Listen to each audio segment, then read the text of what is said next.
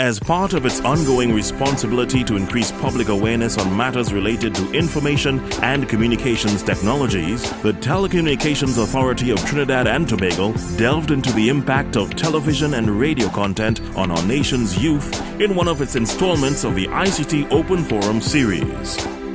How could a balance be struck between the demands of the market and the social responsibility to provide building blocks that would help our young people to become adults who are caring, responsible, and productive?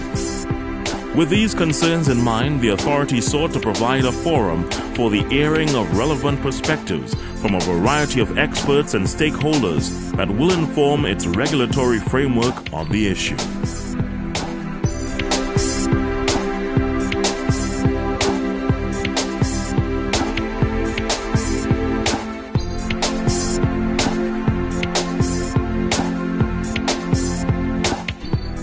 We engage young people in a proactive way and not only being viewed by the media in terms of arrest, charge, lockup, put before the court. We have to be careful about what is the role of the media.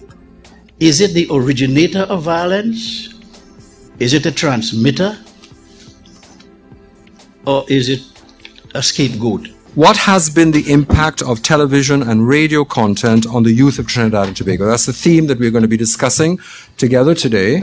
And this is not only the members of the panel, but all of you very distinguished members of the audience.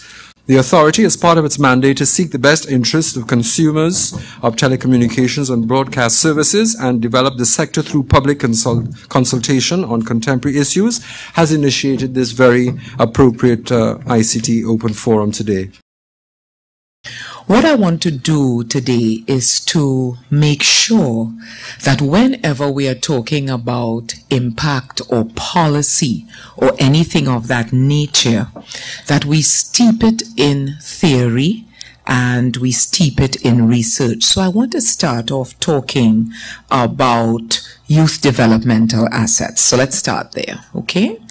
If we are going to talk about policy and codes, we must understand how television and radio impact in these areas on young people. A lot of the technology bypasses parents. And if you think going back into the day, somebody will call your house, and when they call, your parents will screen the call, so to speak. Now they have their cell phones, and that is not happening. All right? So we have a real challenge here. All right? So what's the impact of the media? The media has become, particularly television and radio, have become major agents of socialization and actually have now become the new parents. Okay, so researchers agree that there's a strong influence on the media on youth style, on youth identity. There is a decreasing role of traditional sources of influence. The media seems to be stronger. Family, school, religion.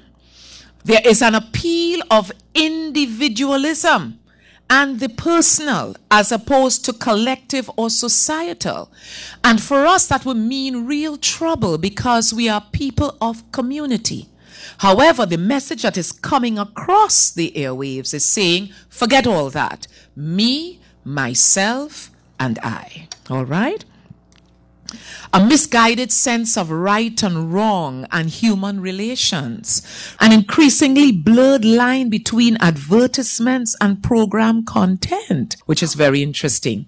A distortion of reality and rising expectation gaps. So reality is distorted. And because some of our young people don't understand the difference, expectations rise.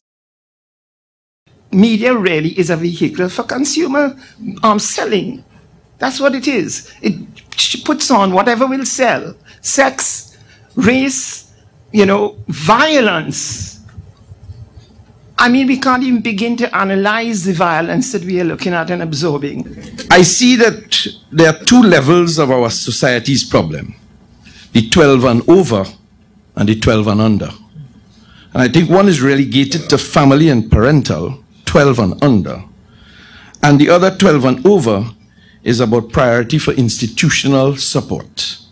And that we need to take a distinctive approach of where the decay is occurring and make a judgment call as senior citizens. There are homes in Trinidad, the homes with internet in Trinidad and Tobago are more, I could say, more than the homes without internet.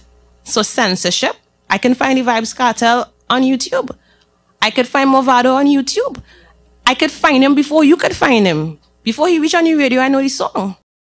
The responsibility has to start, as far as I'm concerned, with the folks who own the media houses to ensure that the fresh faces, the new voices that come into the mix will bring something of substance to the table, because indeed, young people listen up. Do we engage young people? Do we have a rapport with them? What are they thinking? Yes, we come with all these different thoughts, but what are the young people saying at the grassroots level?